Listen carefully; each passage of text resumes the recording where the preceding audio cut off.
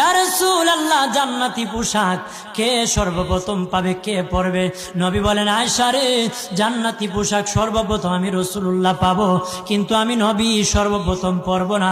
সর্বপ্রথম ইব্রাহিম খলিলুল্লাহকে জান্নাতি পোশাক পরানো হবে। কেন জানুনি? ইব্রাহিম নবীকে নমরুদের আগুনে যখন ফেলে দেওয়া হয়েছিল, দুনিয়ার সব ছেড়ে দিয়েছিল, বাড়ি ছেড়ে দিয়েছিল, সম্পদ ছেড়ে দিয়েছিল, মা বাবা ছেড়ে দিয়েছিল, এমনকি গায়ের জামা যখন খুলে নে, ইব্রাহিম কয়েক কাপড় ছেড়ে দিতে পারি, আমার আসমানের মালিককে ছেড়ে দিতে পারি না।